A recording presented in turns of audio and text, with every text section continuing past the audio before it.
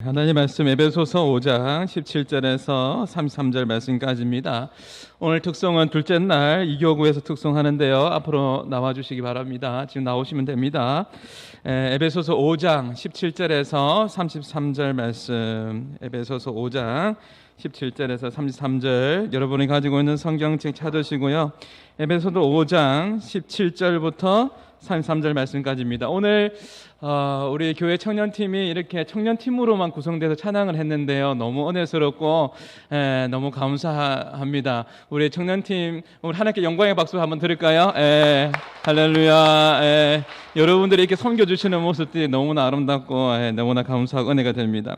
우리 제가 말씀 봉독한 후에 특송하겠습니다. 에베소서 5장 17절부터입니다. 그러므로 어리석은 자가 되지 말고 오직 주의 뜻이 무엇인가 이해하라. 술 취하지 말라. 이는 방탕한 것이니 오직 성령으로 충만함을 받으라. 시와 찬송과 신령한 노래들로 서로 화답하며 너희 마음으로 주께 노래하며 찬송하며 범사에 우리 주 예수 그리스도의 이름으로 항상 아버지 하나님께 감사하며 그리스도를 경외함으로 피차 복종하라. 아내들이여 자기 남편에게 복종하기를 주께 하듯하라. 이는 남편의 아내의 머리됨이 그리스도께서 교회의 머리됨과 같음이니 그가 바로 몸의 구주시니라. 그러므로 교회가 그리스도에게 하듯 아내들도 범사에 자기 남편에게 복종할지니라. 남편들은 아내 사랑하기를 그리스도께서 교회를 사랑하시고 그 교회를 위하여 자신을 주신 같이 하라. 이는 곧 물로 씻어 말씀으로 깨끗하게 하사 거룩하게 하시고 자기 앞에 영광스러운 교회로 세우사 티나 주름 잡힌 것이나 이런 것들이 없이 거룩하고 흠이 없게 하려 하심이라. 이와 같이 남편들도 자기 아내 사랑하기를 자신과 같이 할지니 자기 아내를 사랑하는 자는 자기를 사랑하는 것이라. 누구든지 언제나 자기 육체를 미워하지 않고 오직 양육하여 보호하기를 그리스도께서 교회에게 함과 같이 하나니 우리는 그 몸의 지체임이라. 그러므로 사람이 부모를 떠나 그의 아내와 합하여 그 둘이 한 육체가 될지니 이 비밀이 크도다. 나는 그리스도와 교회에 대하여 말하노라. 같이 읽습니다. 33절입니다. 그러나 너희도 각각 자기 아내 사랑하기를 자신같이 하고 아내도 자기 남편을 존경하라. 기도합니다. 감사하신 주님, 이 밤에 저희들을 다시 예배의 자리, 말씀의 자리로 불러주신 것을 감사합니다. 이 밤에도 하나님 앞에 귀한 예물을 올려드리며 주님을 경배하는 성도들이 있습니다. 저들의 감사와 저들의 간구와 저들의 마음을 주님께서 받아주시고 하나님의 좋은 것으로 저들을 축복해 주시옵소서. 하나님의 백성들이 이 밤에도 하나님께서 저희를 향해서 말씀해 주실 것을 기대하며 함께 고개를 숙였습니다. 아버지 하나님, 하나님께서 우리에게 허락하신 가정과 또 가정 외에도 우리 자신들에게 중요한 일들이 많이 있는 것을 주께서 아십니다. 가정을 어떻게 하나님의 기뻐하시는 뜻을 따라 세워가며 또한 우리 삶의 각 영역들을 어떻게 하나님이 기뻐하시는 뜻을 따라 세워 복되고 평안이 넘치는 그런 인생으로 우리의 삶을 세워갈 수 있을 것인지 하나님, 이 밤에 에베소서 말씀을 통해서 주의 성령께서 저희들을 가르쳐 주시옵소서. 모든 성도들을 주님께서 축복해 주시기를 바라오며 특별히 모든 남편들과 아내들을 축복해 주시기를 바라오며 또한 남편 되고 아내 될 모든 분들을 축복해 주시기를 바라오며 또한 결혼 생활을 하면서 큰 어려움을 겪은 분들을 주께서 위로해 주시기를 바랍니다. 사별의 아픈 경험을 하신 분들을 주님께서 위로해 주시고 이혼의 쓰라린 경험을 하신 분들을 하나님께서 권능의 손으로 붙잡아 주시며 지금도 결혼 생활에서 혹은 연애를 하다가 큰 어려움을 겪고 있는 분들을 주의 성령께서 축복해 주시기를 간구합니다. 오직 주의 은혜를 간구하오며 예수님의 이름으로 기도하옵나이다. 아멘. 미국의 팀 라헤이라고 하는 책을 많이 쓰신 목사님이 있습니다. 이분이 쓴 책 중에서 목회자가 타락하면이라고 하는 베스트셀러가 있습니다. 이 책 맨 첫머리에 보면 목회자의 가정이 또 교회 지도자의 가정이 많은 도전을 받는다는 얘기를 하면서 실제로 있었던 한 일화를 소개하고 있습니다. 샌프란시스코에서 미국의 어떤 여자 집사님이 비행기를 탔습니다. 달라스로 가는 비행기였습니다. 샌프란시스코에서 달라스까지는 거리가 상당히 멉니다. 이 중년의 여집사님이 비행기를 타고 보니까 자기 바로 옆자리에 턱수염을 아주 멋있게 기른 20대 청년이 앉았더랍니다. 비행기가 하늘을 날고 성문이 와서 식사 주문을 받습니다. 뭘 먹겠느냐. 근데 옆에 앉은 청년이 뭐라고 얘기하는 거 하니까 자기는 지금 금식 기도를 하고 있는 중이어서 식사를 안 하겠다 그럽니다. 이 연세가 좀 드신 집사님이 보기에 자기 아들 또래밖에 안 되는 20대 청년인데 어떻게 이 사람이 금식 기도까지 하면서 이렇게 여행을 하나, 그런 마음이 들었습니다. 그래서 말을 붙여봤습니다. 처음 물어본 말이 뭔가 하니까 당신 크리스찬이냐? 당연히 크리스찬일 줄 알았죠. 그런데 이 청년이 아니라 그러는 겁니다. 아니, 크리스찬이 아닌데도 금식 기도를 하고 그것도 여행 중에 금식 기도를 하는 이런 사람이 있나? 그래서 집사님이 궁금해서 또 물었습니다. 그러면 당신 종교가 뭔데 이렇게 금식 기도를 하냐? 그랬더니 자기는 사탄의 교회 신도라 그러더랍니다. 미국에는 공공연하게 사탄의 교회라고 아예 예배당을 차려놓고 있는 이런 집단들이 꽤 많이 있습니다. 그러면 당신은 뭘 위해서 금식 기도하냐? 그랬더니 이 청년이 한 말이 참 놀라운 말이었습니다. 우리 모두가 기억하지 않을 수 없는 말이기 때문에 오늘 이렇게 소개를 하는 겁니다. 이 청년이 이렇게 말했습니다. 달라스는 미국 남부 지역의 바이블 벨트라고 불리우는 교회가 아주 많고 그리스도인 비율이 굉장히 높은 지역을 바이블 벨트라고 부르는데 그 바이블 벨트 지역에 있는 가장 큰 도시가 달라스입니다. 그 달라스를 비롯해서 휴스턴으로 해서 쭉 이어지는 도시들마다 한 블록 안에 큰 예배당이 막 2개씩 앉아있기도 하고 블록마다 큰 예배당이 앉아있는, 미국 전체에서 신자율이 제일 높고 그것도 남침례교가 굉장히 많습니다. 무슨 뜻인가 하니까 미국에는 장로교가 자유주의 신학을 쫓아서 교회가 다 망해버렸습니다. 반면에 남침례교는 아주 보수적이고 성경을 성경 말씀 그대로 하나님의 말씀으로 믿는 이런 보수적인 신앙을 가진 교회가 그 남쪽 지역에 쫙 깔려 있습니다. 그런데 이 달라스에서 며칠 이후에 미국 전역에 있는 사탄의 교회 무리가 함께 모인다는 겁니다. 대기도회를 한다는 겁니다. 뭘 위한 기도회를 하느냐? 이 바이블 벨트 지역에 달라스를 비롯한 그 인근 도시에 교회가 지금 계속 성장하고 있는데 사탄에게 이 교회들을 약화시켜 달라는 기도를 하기 위해서 미국 전역에서 몇천 명의 사탄의 교회 무리들이 함께 모이는 것입니다. 그러면서 이 청년이 한마디를 더 덧붙였습니다. 자기들이 교회가 약해지는 것을 위해서 기도할 때 여러 가지 기도를 하는데 그 중에 하나가 뭔가 하니까 교회 지도자들의 가정이 무너지게 해달라고 기도한다는 겁니다. 목회자들의 가정, 장로들의 가정, 성가대 지휘자의 가정, 교회에서 중요한 일을 하는 사람들의 가정이 무너지면 교회는 저절로 무너지는 겁니다. 사실 지도자뿐이겠습니까? 우리 모든 성도들도 다 마찬가지라고 생각합니다. 여러분 성경을 잘 읽어보면 구약 시대부터 하나님께서 이 가정을 굉장히 중요하게 다루고 있는 것을 볼 수 있습니다.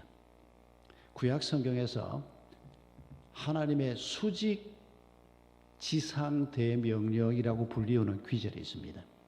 신약에서 우리가 지상 대명령이라고 불리우는 귀절은 마태복음 28장에 나오는 땅 끝까지 복음을 전하라, 모든 민족을 내 제자로 삼으라. 이게 수평 대명령입니다. 멀리까지. 그런데 이 수평 대명령에 견주어서 구약 말씀을 가지고 수직대명령이라고 학자들이 이름을 붙이기 시작하는 건 다른 게 아니고, 여러분 성경에 이를테면 민수기나 신명기 같은 곳에 이스라엘아 들으라, 그 유명한 신명기 6장 같은 게 쉐마 코드라고 하는 건데, 그 쉐마라고 하는 말이 들으라라고 하는 동사입니다. 이스라엘아 들으라. 여러분 그게 어디 있는지는 몰라도 이런 내용은 기억날 겁니다. 너희들이, 부모인 너희들이 하나님을 전심을 다해서 사랑하고 그 계명을 따르고, 그리고 이어서 뭐라고 말합니까? 너희 자녀들에게 하나님의 말씀을 가르쳐라. 너희가 길을 갈 때든지, 너희가 앉았을 때든지, 너희가 일어날 때든지, 너희가 무엇을 할 때든지 너희 자녀들에게 하나님의 말씀을 가르치라. 대표적인 귀절은 신명기 6장입니다만은 비슷한 귀절들이 구약에 굉장히 많이 나옵니다. 자녀들에게 하나님의 말씀을 가르쳐라. 여호수아가 살아있는 동안에는 그 시대 백성들이 하나님의 말씀을 잘 따랐는데, 여호수아와 장로들이 죽고 난 다음에 그 백성들이 하나님의 말씀에서 벗어나기 시작했다. 이런 귀절들이 까마득한 옛날부터, 지금부터 3,500여 년 전부터 성경에 기록되어 있고, 하나님께서는 다음 세대가 제대로 서야 하고, 가정이 제대로 서야 하고, 그 가정에서 아이들을 잘 양육하는 것, 이게 하나님 나라의 미래와 직결되어 있다고 말씀하는, 그래서 구약의 이런 귀절들을 가리켜서 수직지상대명령이라 이렇게 표현을 하는 겁니다.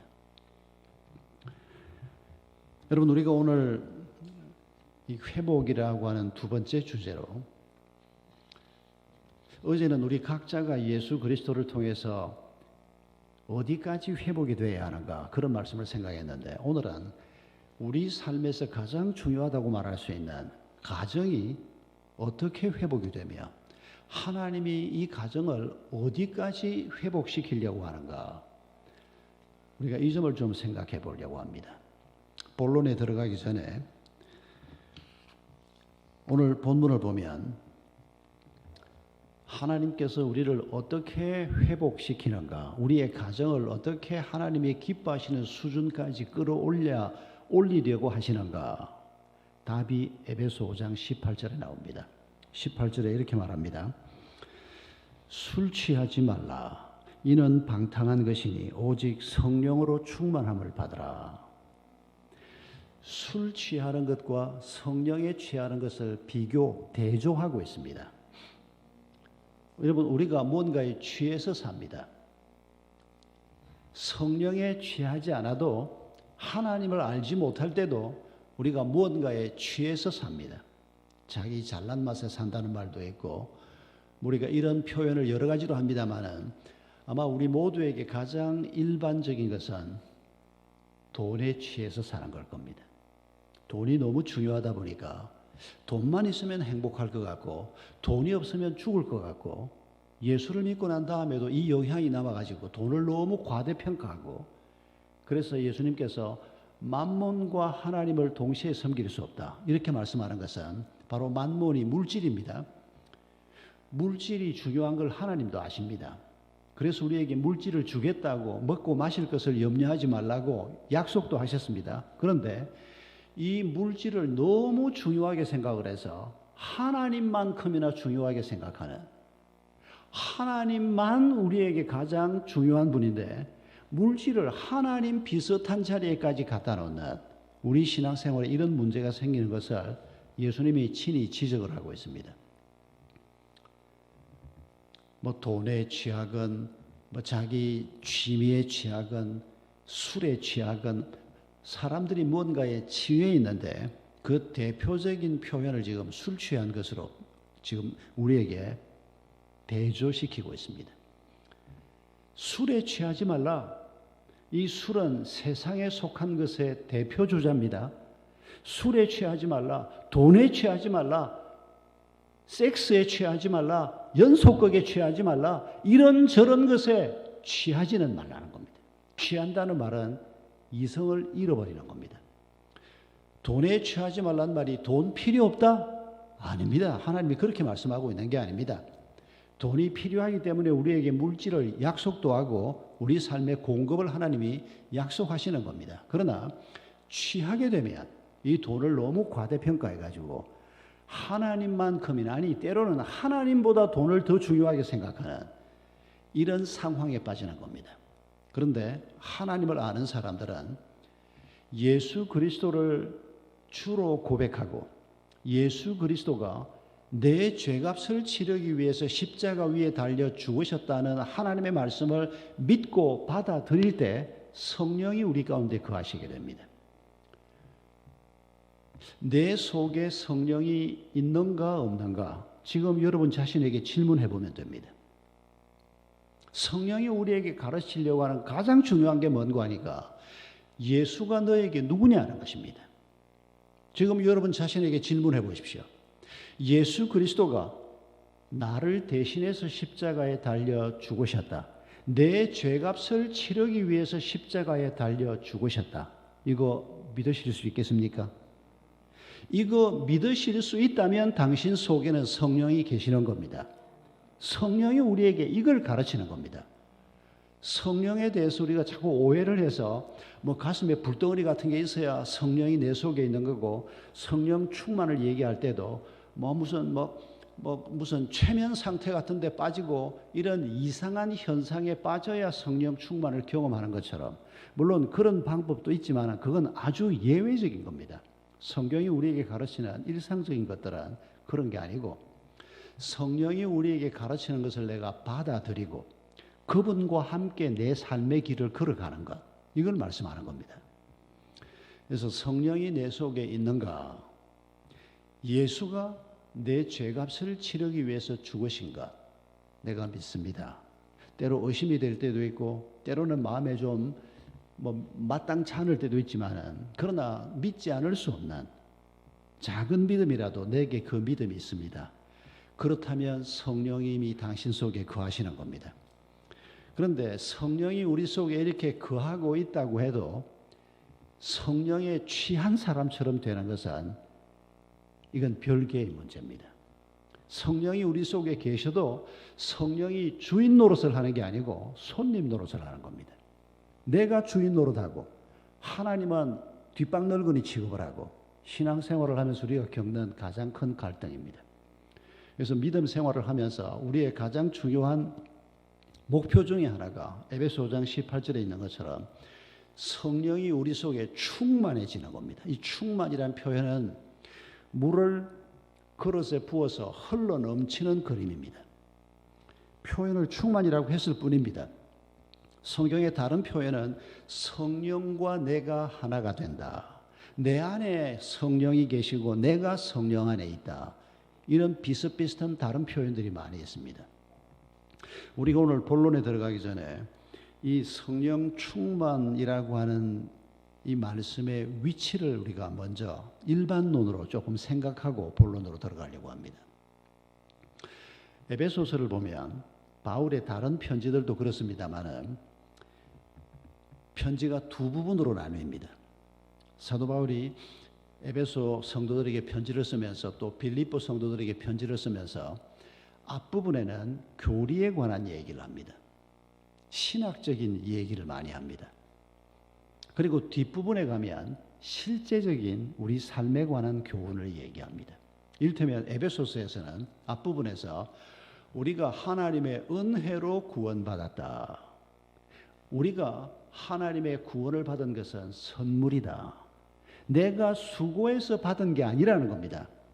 내가 막 열심히 애를 쓰고 노력을 해서 하나님이 내게 구원을 주신 게 아니고, 내 수고는 없는데 하나님이 믿음조차도 선물로 주시고, 그 믿음으로 하나님이 주시는 것 받겠습니다 하고 손을 내미는 것뿐인데 내 손에 그 엄청난 영생이 주어지고 구원이 주어졌다. 이런 얘기를 에베소 편지 앞부분에서 합니다. 우리의 신분이 변화됐다는 겁니다. 죄인이었는데 이제는 의인이 됐다는 겁니다. 의인이 됐다는 말은 절대 죄 안 짓는 사람이 됐다, 그런 말이 아닙니다. 의인이 됐지만은 또 죄를 짓습니다. 그러나 우리가 그 죄를 어떻게 해결해야 하는지를 이제 알고 있습니다. 그 죄가 우리를 이기지 못합니다.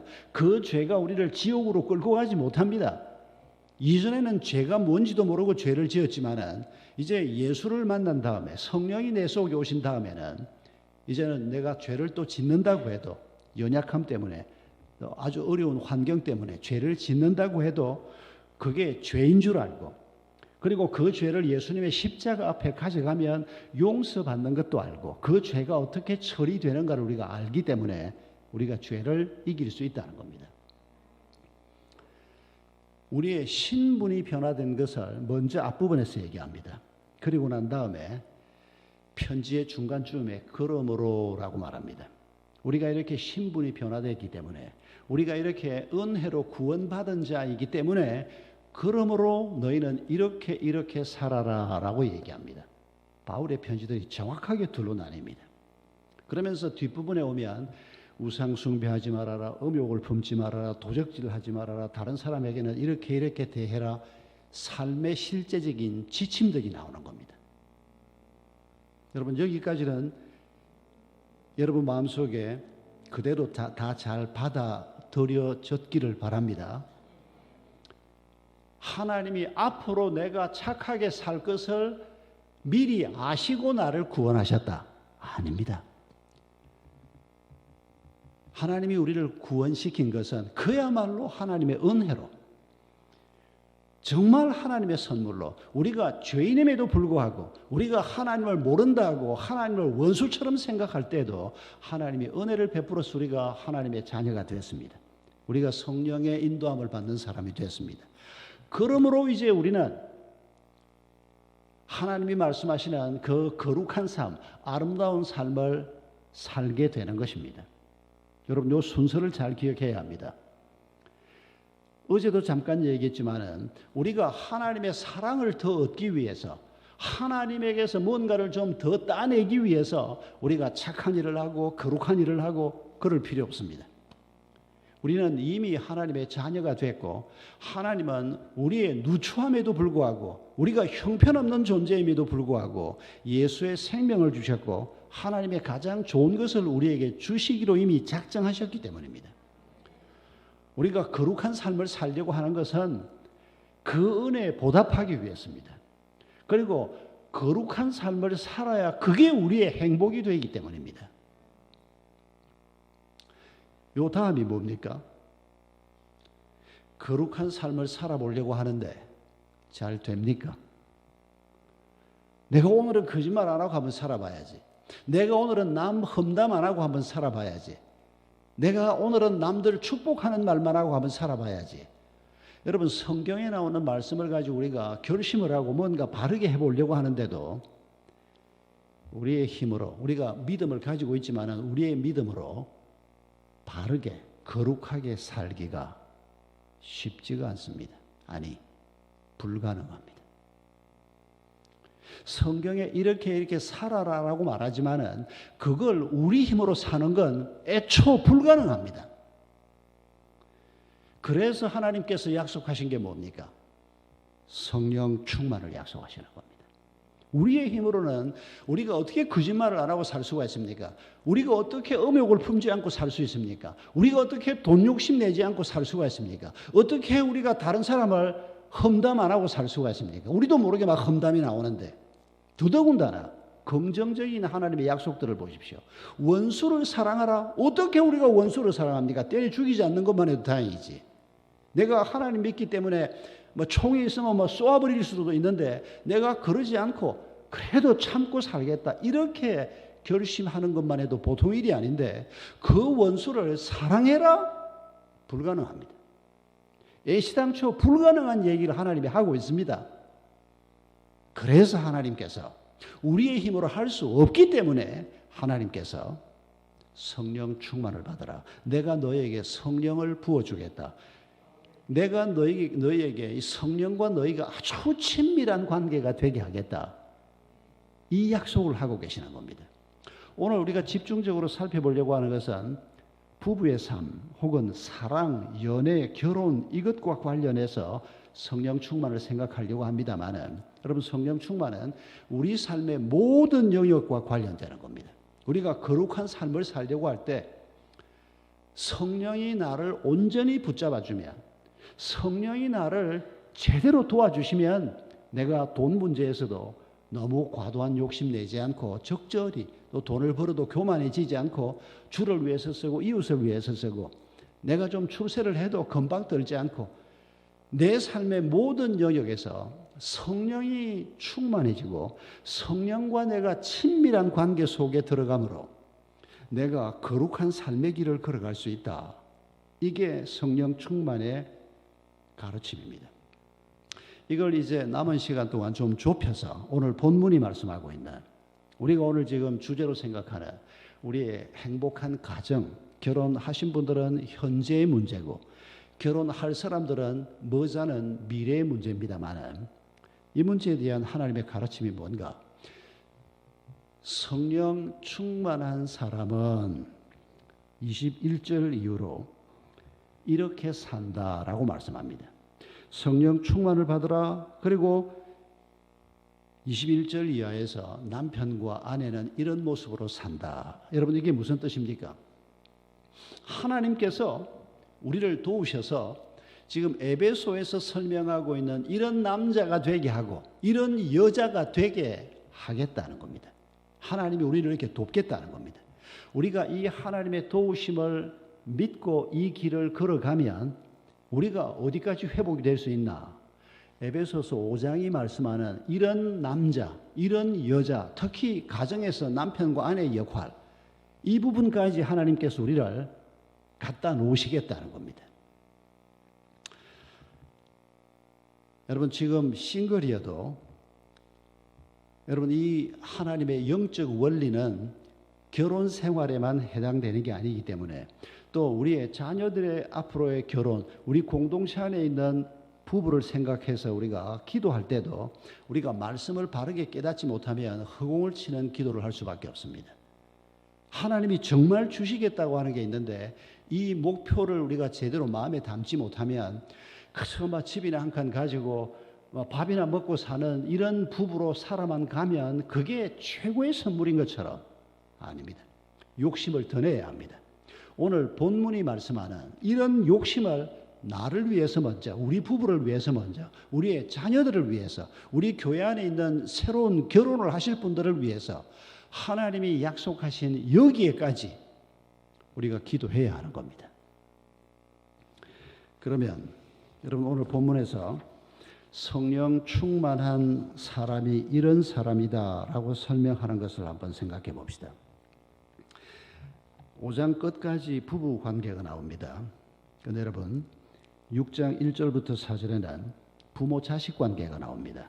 그리고 6장 5절부터 9절까지는 종과 상전, 사회생활에서 윗사람과 아랫사람의 관계가 나옵니다.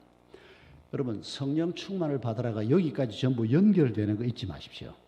성령 충만을 받으라. 내가 너희에게 성령 충만을 주겠다. 그리고 이렇게 성령의 사람이 되면 너희 부부 관계는 이런 사람이 되고 부모 자식 관계는 이런 사람이 되고 사회생활을 할 때 윗사람 아랫사람으로서는 이런 사람이 되도록 내가 너희를 돕겠다. 그게 하나님의 말씀이라는 겁니다. 그러니까 우리가 하나님의 사람으로서 하나님께서 나를 이런 남편이 되게 하고 이런 아내가 되게 하고 이런 부모가 되게 하고 이런 자녀가 되게 하는구나. 내가 사회생활을 하면서 뭐 회사에 들어가든 무슨 일을 하든 윗사람 아랫사람의 관계에 놓이게 되는데 그럴 때 하나님께서 나를 이런 방향으로 끌고 가시는구나. 이걸 우리가 제대로 알면 우리가 어느 길로 가야 하는지를 깨닫게 되는 것입니다. 우리가 그 길을 걸어가면 그게 바로 하나님의 약속의 자리인 것입니다. 어떤 부부가 성령 충만한 사람일까요? 어떤 남자, 여자가 지금 이건 결혼, 사랑에 관련해서 지금 얘기하는 겁니다. 어떤 남자, 어떤 여자가 성령의 사람으로서 자기의 사랑, 자기의 미래 결혼이건 현재 결혼이건 자기의 결혼 문제를 생각할 줄 아는 사람일까요? 첫째로 결혼과 사랑의 목표를 바르게 하는 것입니다. 여러분 하나님께서 결혼 제도를 만드셨습니다. 결혼 제도는 아담 하와가 뭐 어쩌다가 눈이 맞아서 뭐 우리 결혼해서 한번 살아봅시다. 그래가지고 살게 된 게 아닙니다. 하나님께서 사람을 지을 때 남자와 여자로 지으셨습니다. 그리고 한 남자와 한 여자를 부부로 짝 지어 주신 것이 하나님의 아이디어였습니다. 여러분 이 사실을 잊으시면 안 됩니다.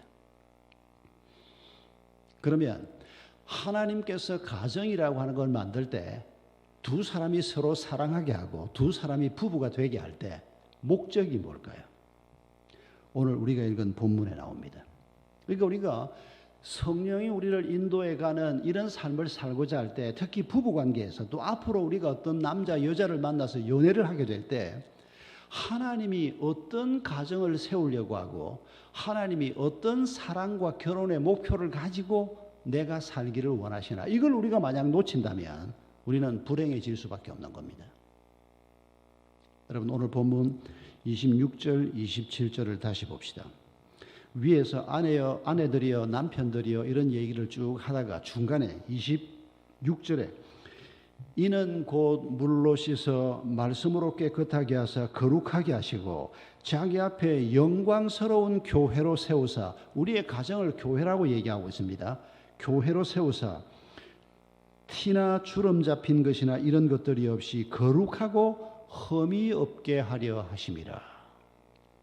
여러분 하나님께서 우리가 한 여자를 사랑하고 한 남자를 사랑하고 그래서 결혼해서 가정을 이루게 하시는 첫 번째 목표는 행복이 아닙니다. 거룩이라는 것을 기억하십시오. 거룩이 뭡니까? 하나님을 닮는 것입니다. 거룩은 외형적인 게 아닙니다. 거룩이란 말은 구별한다는 뜻입니다. 여기에 있던 걸 이쪽에 갖다 놓는 게 거룩입니다. 죽음의 자리에 있던 걸 생명의 자리로 옮겨 놓는 게 거룩입니다. 어둠의 자리에 있던 걸 빛의 자리, 하나님의 자리로 옮겨오는 것이 거룩입니다. 구별한다는 뜻입니다. 근본적으로 거룩이란 단어 자체가. 여러분 우리가 한 사람을 만나서 결혼 생활을 한다, 연애를 한다, 이 모든 것이 자칫 내 행복을 위해서고 내 기쁨을 위해서다, 큰일 날 소리입니다. 아닙니다 여러분. 만약 하나님의 뜻을 먼저 생각하지 않고 내 기쁨을 먼저 생각하면 당신의 인생은 행복도 얻지 못하게 되고 거룩해지지도 않고 실패하고 말 것입니다. 여러분 에베소서 1장 4절을 보면 하나님이 왜 우리를 자녀 삼으시는가에 관한 이유가 나옵니다. 1장 5절에서 우리를 자녀 삼으셨다고 얘기하는데 4절에서 우리를 왜 자녀 삼으셨는가? 에베소 1장 4절에 거룩하고 흠이 없게 하시려고 우리를 자녀 삼으셨다고 얘기합니다. 우리가 하나님의 백성이 된 가장 중요한 이유는 이 땅에서 남보다 더 배불리 먹기 위해서, 이 땅에서 남보다 좀 더 편안하게 살기 위해서 아닙니다. 우리가 하나님의 자녀된 가장 중요한 목표는 우리가 하나님을 닮게 하기 위해서, 거룩해지기 위해서, 흠없는 존재가 되기 위해서, 예수 비슷한 존재가 되게 하기 위해서, 이게 하나님의 백성들이 가지고 있는 삶의 목표입니다. 그런데 이런 사람 두 사람이 만나서 결혼을 한다? 달라질 것 없습니다. 서로 도와서 이 목표를 이루어가는 것입니다. 여러분 행복은 우리가 이런 하나님이 주신 첫 번째 목표를 붙들고 나아갈 때 그 결과물로 행복이 주어지는 겁니다. 이걸 순서를 뒤바꾸면 절대 안 됩니다. 여러분 성령 충만의 출발이, 적어도 결혼 사랑에 있어서 성령 충만의 출발점이 하나님께서 사랑을 왜 하게 하시나, 하나님이 결혼을 왜 하게 하시나, 이것도 알지 못하면 출발선상에 서지도 못하는 겁니다. 혹시 지금 현재 이 순간에 결혼이, 사랑이 이런 목표를 위해서 허락된 것이라고 생각하지 못했던 분들은 생각을 바꾸시는 겁니다. 생각을 바꾸는 걸 회개한다고 얘기합니다. 지금까지 그렇게 생각하지 않았더라도 이제 생각을 바꾸시면 됩니다. 그러면 우리가 하나님 편에 서는 겁니다. 아마 하나님이 그랬거나 말거나 뭐 내가 좀 편해지려고 장가간 거지. 요새 이렇게 말하면 큰일 납니다. 그런데 옛날 사람들은 이렇게 말하는 사람이 많았습니다. 그러니까 여성들이 요즘 같으면 좀 살만한데 그래도 옛날에는 그렇지 못했습니다. 여성들이 옛날일수록 더 보수적이고 봉건적이고 심지어 여성 차별적인 이런 사회에서 살았는데 이제 세상이 점점 좀 나아져서 요새는 남편들이 집에 와서 가사를 돕는다. 그렇게 말하면 안 되는 거 아시죠? 돕기는 뭘 도와 지 일인데. 같이 하는 거지 그냥. 애 키우는 걸 돕는다. 이제 초등학생들도 이런 표현을 안 씁니다. 초등학생들도 아빠가 집에 와서 우리 돌봐주는 거 아빠가 당연히 할 일을 하는 거지 아빠가 엄마를 돕는 거다 이렇게 생각하지 않는 의식이 옛날에 비해서 엄청나게 많이 늘어났습니다. 여러분 마찬가지로 우리가 신앙생활에 대해서도 하나님이 주신 생각을 우리의 생각으로 받아들이는 겁니다. 그리고 하나님의 생각하고 나하고 생각이 다를 때는 누가 더 옳습니까? 당신이 옳습니까? 하나님이 옳습니까? 그러면 내 생각을 바꾸어야지. 하나님 보고 생각을 바꾸라. 택도 없는 소리입니다. 그러니까 하나님이 온전하신 분이고 하나님하고 나하고 생각이 안 맞으면 내가 생각을 바꾸어서 하나님하고 같은 편에 서면 되는 이런 길로 가도록 우리를 계속해서 하나님이 축복하실 것입니다. 성령 충만한 사람이 어떤 사람입니까? 두 번째로 오늘 본문에서 아내들이여 남편들이여 라고 말하면서 결혼과 사랑의 목표 외에 이 목표 거룩해지고 흠도 티도 없이 영광스러운 하나님의 교회가 되는 이 목표를 이루는 방법을 오늘 본문에서 얘기하고 있습니다. 이게 성령 충만한 사람의 두 번째 표지입니다. 그게 뭡니까? 복종하고 사랑하는 것입니다. 아내들이여 남편들이여 라고 말하면서 두 단어가 나오지 않습니까? 복종하라, 사랑하라. 옛날에 이 본문을 가지고 설교할 때 많은 목사님들이 잘못 설교한 경우가 많습니다. 그게 뭔고 하니까 아내는 남편에게 복종하면 되고 남편은 아내를 사랑하면 되는 이게 원웨이로 해석을 했습니다. 그런데 여러분 이건 아주 잘못된 해석입니다. 여러분 오늘 본문을 보십시오. 22절에 아내들이여 자기 남편에게 복종하기를 주께 하듯 하라. 그런데 바로 그 앞절을 보십시오. 21절을 보십시오. 그리스도를 경외함으로 피차 복종하라라고 말한 다음에 아내들이여 라고 말하고 있습니다. 여기 피차가 누구와 누굽니까? 남편과 아내입니다. 남편과 아내가 서로에게 복종하는 겁니다. 여러분 이 복종이란 단어를 용납이라고 한번 생각해 보십시오. 전혀 다른 두 사람이 서로 좋아해서 결혼을 했습니다. 근데 싸울 일이 너무 많습니다. 다툴 일이 너무 많습니다. 생각도 다르죠. 사고방식도 다르죠. 생활 습관도 다르죠. 다른 게 한두 가지가 아닙니다. 여러분 하나님이 주신 거룩을 이루기 위해서 좋아하는 남녀가 만나서 이룬 가정이라도 또 앞으로 가장 내가 좋아하는 사람하고 만나서 이루게 될 가정이어도 거기에 굉장히 많은 분쟁이 있을 수밖에 없다는 것을 잊지 말아야 합니다. 내가 좋아하는 사람하고 만나면 싸우기는 왜 싸워? 처녀 총각들이 이런 생각을 많이 하는데 어떻게 가르칠 길이 없습니다. 결혼해봐야 합니다. 이제 여러분 남편이 아내에게 복종하고 아내가 남편에게 복종한다는 말은 이거 유별난 말로 우리가 생각하는 게 아닙니다. 서로에게 악이 아닌 다음에는 서로에게 서로 용납하고 받아준다는 뜻입니다. 제가 이런 상담을 했던 한 부부가 있습니다. 결혼한 지 17년 된 부부였는데 그러니까 아이가 벌써 이제 큰애가 중학교 입학할 정도 됐고 나이도 벌써 40대 이제 후반으로 접어들어가는 나이에 있는 사람들이었습니다. 그런데 17년 결혼 생활을 했는데 별로 다투지 않았답니다. 안 다투었다는 집은 대개 보면 남자가 강하고 여성들이 얌전하고 좀 순종적인 집입니다. 그런데 그게 좋은 거냐? 절대 좋은 게 아닙니다. 그 여자 암 걸리기가 아주 십상입니다.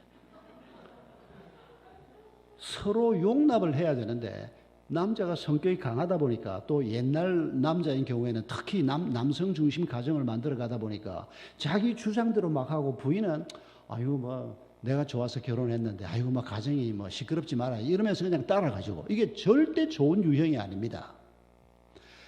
제가 몇 년 전에 상담했던 이분들이 딱 그 케이스였습니다. 17년 결혼 생활을 했는데 남편은 좀 주장이 강하고 부인은 좀 얌전하고 성격이 온순한 사람이었습니다. 별로 다투지 않았답니다. 근데 17년 만에 어느 날 밥상머리에서 대전이 벌어졌습니다. 그렇게 17년 동안 얌전하게 순종적이었던 부인이 밥상을 치면서 남편을 공격하기 시작한 겁니다. 그게 뭔고 하니까 이분들이 연애를 얼마간 하고 결혼을 해서 신접 살림을 시작했는데 첫 식사 때 부부가 첫 식사 때 아내는 어떤 습관을 가지고 있는 거 하니까 국을 먹을 때 숟가락을 가지고 한번 휘 젓는 습관이 있는 겁니다. 그러면 뭐 건더기도 올라오고 그 중에서 뭘 하나 집어 먹으면서 식사를 시작하는 습관이 있는 겁니다. 근데 남편은 어떤 습관을 가진 사람인고 하니까 국을 가지고 숟가락을 들고 젓는 게 아니고 자기 앞쪽을 한 숟갈 이렇게 떠서 먹으면서 식사를 시작하는 스타일이었습니다. 왜 이런 습관이 생겼을까요? 주로 부모 때문입니다. 부모님들이 그런 습관을 가지고 있고 그걸 보면서 자라면서 뭐 부모님이 강요를 했는지 저절로 배웠는지 모르지만 이런 습관들이 우리 몸에 있는 겁니다. 그런데 이제 신혼 시작한 와이프가 이래 석 졌는데 남편이 에이 더럽게 왜 져? 이런 겁니다. 그게 더러운 겁니까? 지 숟가락 가지고 지가 먹을 국을 젓는데 그게 더러운 겁니까? 그런데 남편이 더럽게 그걸 왜 져? 그러니까 아내가 온순한 사람이니까 또 남편이 싫어하니까 그래요 당신은 그렇게 보여? 그러고는 남편처럼 얌전하게 이렇게 떠먹다가 한 며칠 지나가면 잊어버리는 겁니다. 이게 워낙 몸에 배인 습관이니까. 그러니까 자기도 모르게 그러면 또 남편은 그 꼴을 볼 때마다 가만 안 있고 왜 또 더럽게 져? 부인은 더러워? 또 안 하는 겁니다. 그러다가 또 한 며칠 지나면 또 하는 겁니다. 이걸 반복하면서 살아온 겁니다. 여러분 이게 국 문제만일까요? 매사가 이렇게 가는 겁니다. 그냥. 그러니까 남편은 자기 눈에 조금만 거슬리면 왜 그래? 아내는 그럼 내가 고치지. 그런데 그게 무슨 뭐 죽을 일도 아니고 목숨 걸고 고칠 일도 아니고 그러다 보니까 잘 안 고쳐지는 겁니다. 그러니까 관계가 한쪽은 고함지르고 한쪽은 그래 그러고는 자꾸 양보하고 이러면서 두 사람의 관계가 엉망진창이 되는 겁니다. 절대 좋은 관계가 아닙니다. 그럴 때는 더럽긴 뭐가 더러워? 당신이 꼭 고치라 그러면 내가 고치려고 애는 써보겠지만은 내가 이렇게 먹는 건 내 습관인데 당신이 그거 그냥 봐주면 안 돼? 이런 식의 대화를 해야 되는 겁니다. 그게 뭐 더러운 겁니까 그게? 17년을 참고 살던 부인이 어느 날 또 식사를 하는데 그날은 의도적으로 저었답니다. 남편이 17년 동안 한 번도 안 빠지고 했던 말을 그날 또 했습니다. 왜 더럽게 져? 그러는데 부인이 숟가락을 팍 놓으면서 더럽기는 뭐가 더러워? 그걸 17년 전에 해야지 그거를. 그리고 싸우면 그러고 또 얘기를 해보면 아이고 내가 좀 심했나 뭐 와이프가 더러운 짓을 하는 게 아닌데 내가 왜 이랬지.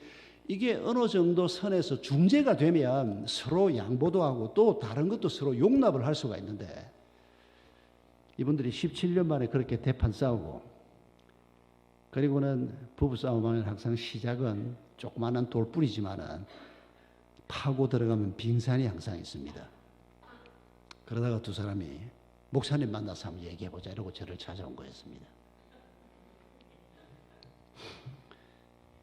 제가 오늘 한 이런 얘기 비슷한 얘기를 그분들한테 했습니다. 왜 인제 하냐? 왜 인제? 17년 전에 안 하고. 그 얘기를 해보니까 주로 남편 쪽이 허물이 좀 많았습니다. 아내를 계속 누르고 이런 쪽이 더 많았습니다. 그리고 같이 대화하면서 두 분이 많이 마음이 풀리는 걸 봤는데 여러분 하나님께서 우리에게 너희가 서로 복종해라라고 말할 때 이 말의 정확한 의미는 죄를 짓는 게 아닌 다음에는 서로를 받아주라는 겁니다. 서로 용납하라는 겁니다. 나하고 생활 습관이 좀 다르다고 해서 꼴보기 싫어하고 이건 사랑이 아니라는 겁니다. 이건 하나님의 마음이 아니라는 겁니다. 하나님은 우리가 죄를 지었는데도 십자가의 원수로 행하는데도 하나님은 우리를 받아주신 분입니다. 우리도 그런 자리까지 사실은 오기를 원하는 겁니다. 그런데 부부관계에서는 그런 관계는 아니지 않습니까?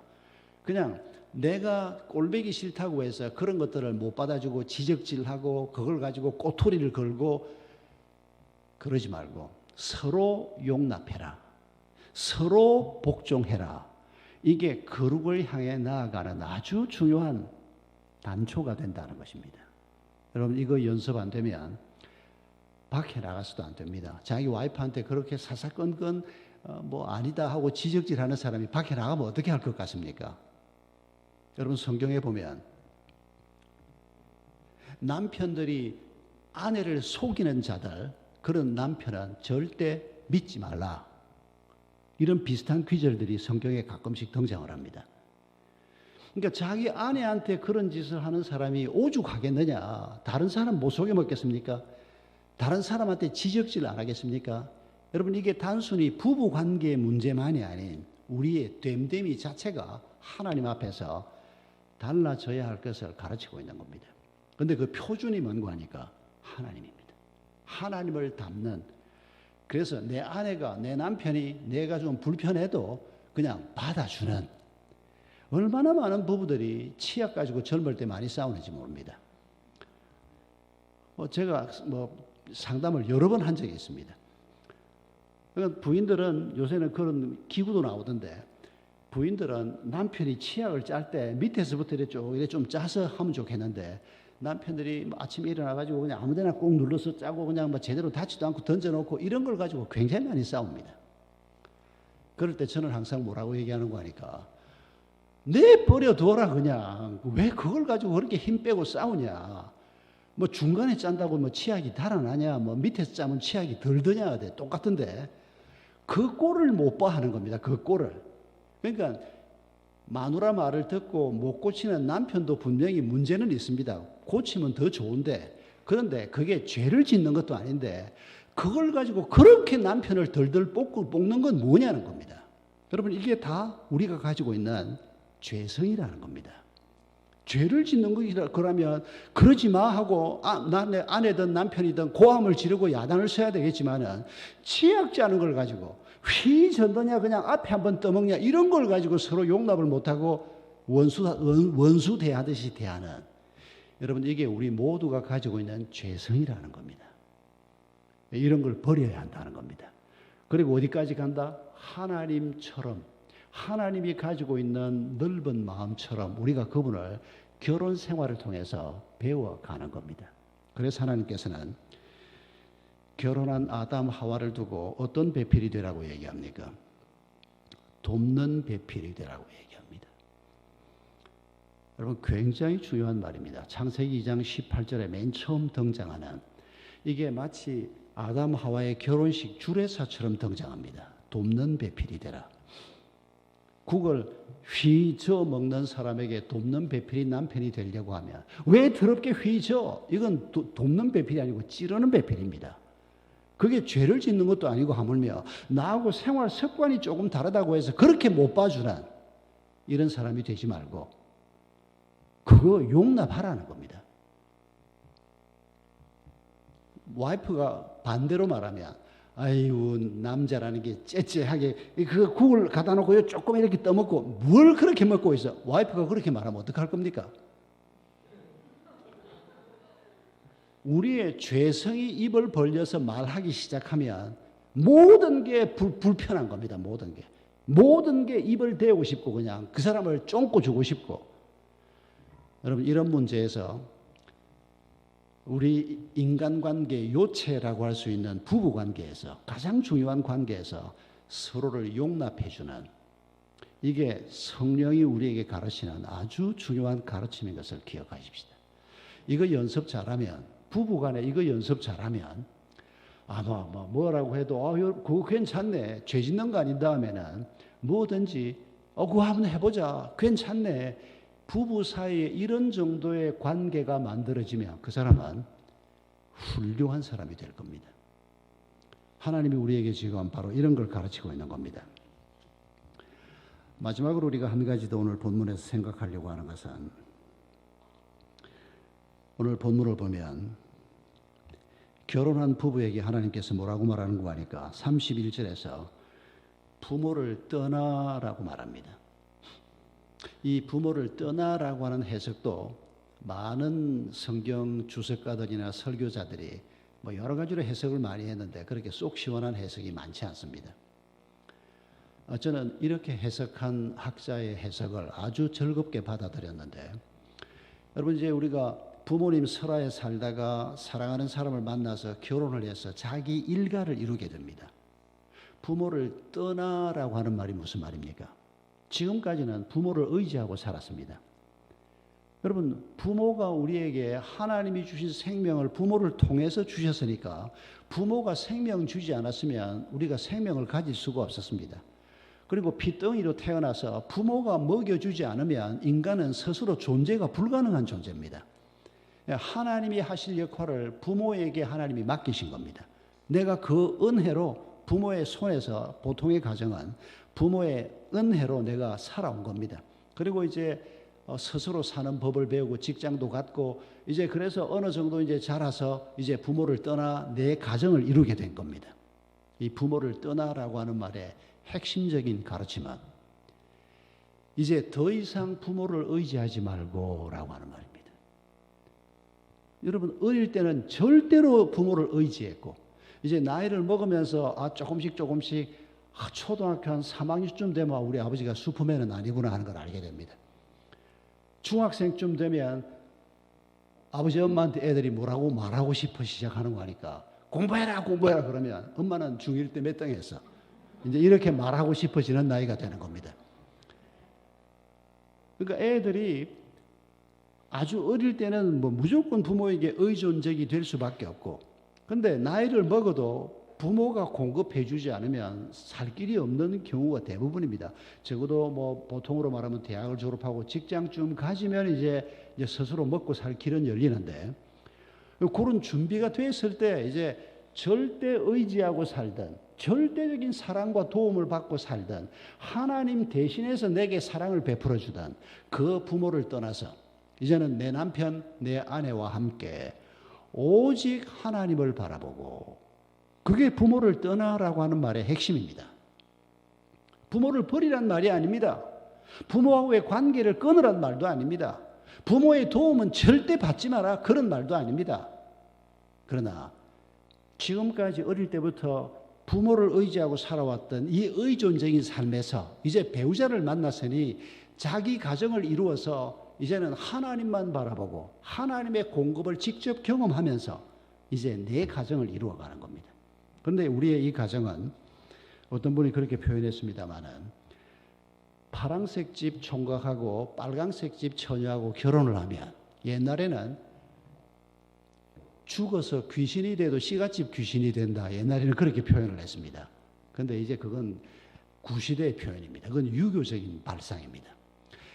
파란색 집 총각하고 빨간색 집 처녀가 결혼을 하면 빨간색은 없어지고 파란색이 되는 게 아니고, 또 파란색은 없어지고 처갓집에 붙어서 그냥 빨간색이 되는 게 아니고, 이 두 색깔이 어우러져서 지금까지 존재하지 않았던 새로운 색깔을 만드는 이런 가정으로 세워지는 것입니다. 부모가 이 역할을 잘 기억해야 한다는 겁니다. 그저 나는 시가집이니까, 그저 나는 딸 하나밖에 없는 내 딸을 저 집에 줬으니까, 그래서 부모가 원하는 가치관, 부모가 원하는 방식의 집을 세우도록 자식들을 종용하는 게 아니고, 두 사람이 장점을 잘 결합해서 하나님이 베풀어 주시는 은혜를 잘 가지고 자기 가정을 세워가도록, 그걸 부모 입장에서는 잘 떠나보내는 것이고, 결혼하는 사람 입장에서는 부모를 잘 떠나는 것이고, 이게 성령 충만의 세 번째 필수적인 요소라고 오늘 본문이 우리에게 소개하고 있는 것입니다. 생각해야 할 게 많습니다만은 오늘 일단 이 세 가지만 우리가 함께 나눕니다. 그럼 다시 한번 정리하면 우리가 하나님의 자녀가 되는 은혜를 누렸는데 그러므로 우리가 살아야 할 삶이 우리 앞에 펼쳐집니다. 그런데 도저히 우리 힘으로 살 수 있는 삶이 주어지는 게 아닙니다. 원수도 사랑하고 이제 결혼 생활을 해도 예수 안 믿는 사람들은 좋아하는 여자 남자를 만나서 서로 지지고 볶고 살면 되는데 이제는 하나님을 아는 사람은 이제 그 사랑이 목표하는 바가 어딘가 하니까 하나님 비슷한 자리까지 목표하는 우리 가정의 목표 자체도 그런 목표까지 가는 겁니다. 돈을 바라보는 우리의 목표도 마찬가지입니다. 오늘 우리가 결혼 사랑 얘기를 했습니다마는 돈을 바라보는 우리의 목표도 하나님이 돈을 바라보는 관점으로 우리가 돈을 바라보게 하는 그래서 우리는 돈 필요 없어? 아닙니다. 돈 필요합니다. 돈이야말로 가장 중요하지? 아닙니다. 그렇게까지 중요한 건 아닙니다. 돈을 너무 과대평가하지도 말고 과소평가하지도 말고 하나님이 돈을 주시면 감사함으로 받고 그걸 가지고 내가 내 가정을 세워나가고 또 주변 사람들을 돕고 이 돈에 대한 바른 관점 말입니다. 일에 대한 바른 관점 실패했을 때 우리가 바른 관점을 갖는 이런 모든 것이 성령 충만이라고 하는 단어 속에 들어있는 가르침입니다. 그런데 우리가 결혼 생활을 놓고 또 사랑을 놓고 결혼과 사랑의 목표가 거룩이다. 이걸 바르게 알 때 우리가 성령의 인도하심을 제대로 받기 시작하는 겁니다. 그리고 이 목표를 어떻게 이루는가? 복종하고 사랑함으로. 사랑 얘기는 오늘 미처 자세히 하지는 못했습니다만은 우리가 부부간에 서로 순종하고 용납하고 그리고 서로 사랑하라. 여러분 그 사랑이라는 단어가 아가페라고 하는 단어라는 거 잊지 마십시오. 내가 좋아하는 사람을 만났으니까 사랑하는 그 사랑은 오래가지 않습니다. 그런데 우리가 그런 사랑으로 인간적인 사랑으로 시작했지만은 하나님이 주신 마음으로 내가 내 배우자를 사랑하는 이건 배우자만이 아닙니다. 자식에 대해서도 마찬가지입니다. 내 핏줄이기 때문에 내가 사랑한다. 아닙니다. 그리스도인은 그것만으로 사는 게 아닙니다. 하나님이 내게 잠깐 맡겨주신 자식, 하나님의 자녀이기 때문에 내가 이 아이를 사랑한다. 격이 다릅니다. 내 옆에 있는 사람에 대해서도 마찬가지입니다. 그저 뭐 친한 사람 있어야 되고 친한 사람 없이는 인생이 너무 허황되고 너무 황량하고 그런 정도가 아니고 하나님이 한마음 교회에서 함께 살도록 내 곁에 두신 내 동료 하나님이 사랑하는 사람 이 사람을 하나님이 지금 내 옆에 두었으니 나도 이 사람을 하나님의 마음으로 사랑한다.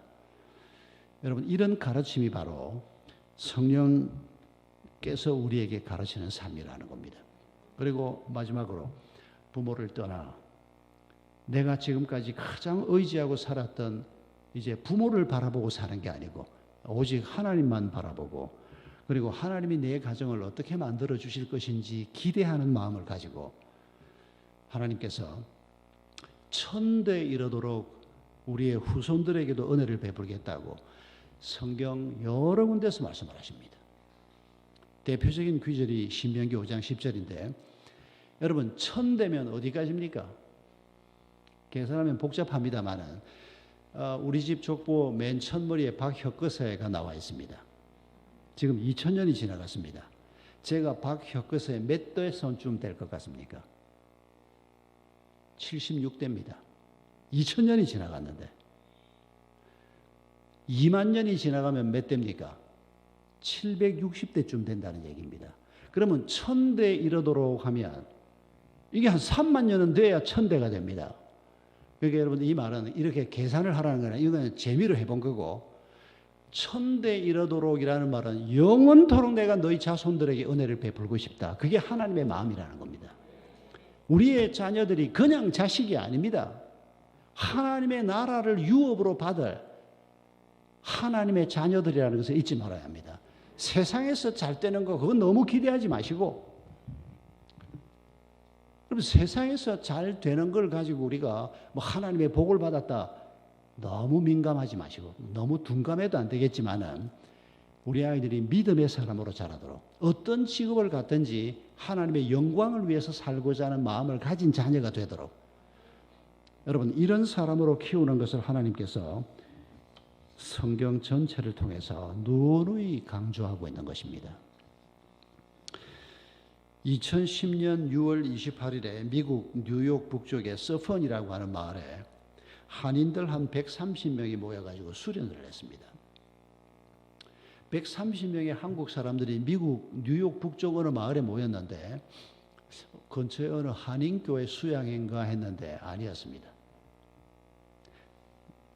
전부 파란색 티셔츠를 입었는데 그 티셔츠 밑에 보니까 방스 패밀리 이렇게 써놨습니다. 방씨 집 가족 수련회였습니다. 그런데 이때 2010년에 모인 이 수련회가 2회, 3회, 4회 계속 모였습니다. 최근에 몇 회까지 모였는지 제가 확인은 못했는데 제 친구 하나가 그 집안 자손이 있어서 전화해보면 알 수 있었는데 제가 그것까지는 하지 않았습니다.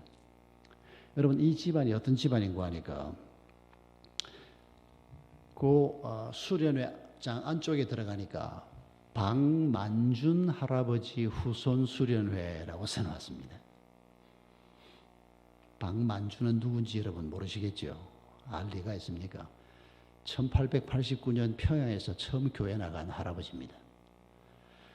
이분이 평양 거리에 선교사들이 왔다 갔다 하는데 누가 이분을 먼저 전도한 게 아니고 이분이 서양 사람들이 와서 뭐라 얘기를 하는데 저게 도대체 뭔가 하고 너무 궁금해가지고 이분이 서양 선교사 밑에서 일하는 장관선이라고 하는 교사를 찾아갔습니다. 이 장관선이라는 분은 서양 선교사들에게 조선말을 가르치는 선생님이었습니다. 그래서 이분 이름을 쓰고 조사라고 하지 않은 거 보니까 신학 공부를 하고 목사가 되는 길로 가지 않고 조선말 선생만 하다가 그만둔 분 같은데 이 장관선 교사를 찾아가서 저 서양 사람들이 와서 얘기하는 게 도대체 뭡니까 하고 질문을 한 겁니다. 그러면서 이분이 예수 그리스도에 관한 얘기를 듣고 예수 그리스도의 십자가가 뭔가를 얘기를 듣고 신앙에 입문을 하기 시작합니다. 그리고 이분이 1898년에 처음 교회를 나가기 시작합니다. 그러니까 우리 한국에서 예수 믿은 완전 1세대입니다. 선교사들이 들어오고 몇 년 안에 전도가 된 사람이니까. 그런데 이분의 아들이 방효원 목사라고 나중에 목사가 됐습니다. 그리고 방효원 목사의 아들이 또 목사가 됐습니다. 이분이 방지일 목사라는 분입니다. 이분은 혹 여러분이 좀 아시는 분이 있지 않을까 싶습니다. 사실 그 2010년 6월 달에 모인 것은 방지일 목사님의 100회 생일을 맞아서 이 박만준 할아버지, 그러니까 박만준 할아버지의 친손자입니다. 방지일 목사님이. 아버지 방효원 목사가 중국 선교사로 떠나고 할아버지 밑에서 방지일 목사가 자랐습니다. 할아버지하고 방을 같이 쓰고 할아버지하고 늘 살았는데 할아버지한테 영향을 많이 받은 겁니다. 방지일 목사님이 지금은 돌아가셨습니다마는 그 당시에 살아있는 방씨 집안 중에 제일 어른이었습니다. 그래가지고는 한 450명 되는 가족들 중에서 한 250명은 미국 살고 200명은 한국 사는데 이 250명 중에서 한 100 한 몇십 명이 뉴욕에서 모였던 겁니다. 그리고 방지일 목사님하고 이렇게 사진을 찍은 걸 보면 방지일 목사님이 앉고 이제 자손들이 쫙 앉아 있는데 거기 보면 제 친구 조문희, 우리 윤 목사님은 조문희를 잘 모를지도 모르겠네요. 조문희라고 하는 제 친구가 미국에서 목회하고 있는데 이 친구가 그 집안의 어느 따님의 아들입니다. 지가 조간 거 보면 방가는 아니거든요.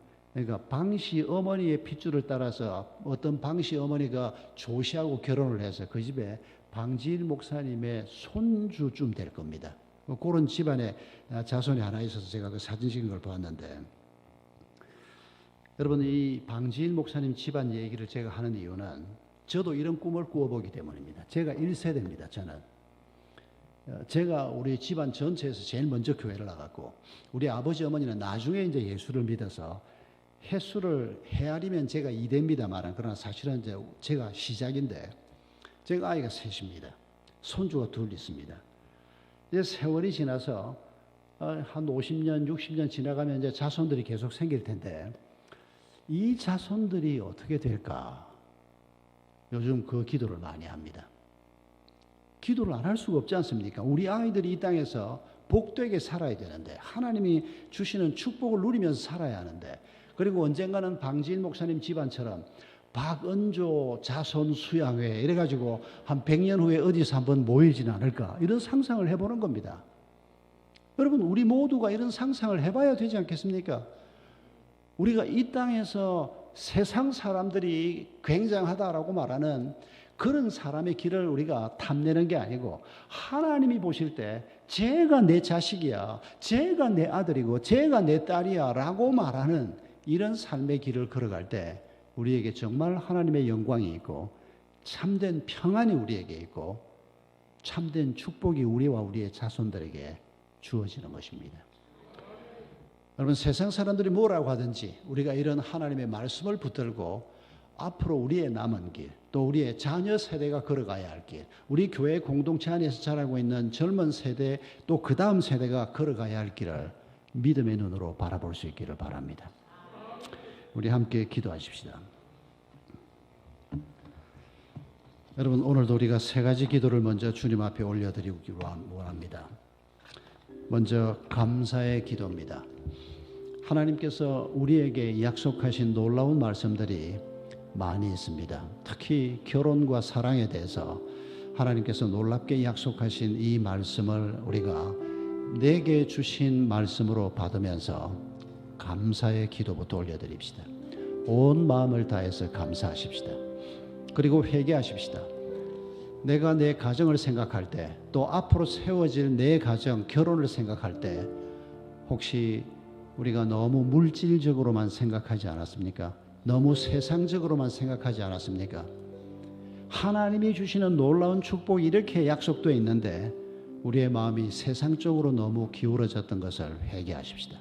그리고 세 번째, 간구하십시다. 하나님, 주의 성령으로 충만케 해주십시오. 성령과 친밀하게 해주십시오. 그리해서 하나님께서 목표하신 이런 사랑, 이런 가정, 이런 부부 생활이 회복될 수 있도록, 하나님이 약속하신 그 지점까지 나아갈 수 있도록 주의 성령께서 나를 도와주십시오. 우리 이런 기도를 함께 올려드리면서 배우자를 위해서 기도하시고, 또 우리 교회 안에 결혼 생활에 어려움을 겪는 분들이나 또 사별의 고통을 겪은 분들, 또 이혼의 아픔을 겪은 분들, 이런 분들을 위해서 이 시간에 먼저 기도하십시다. 함께 기도합니다. 자비하신 아버지 하나님, 감사합니다.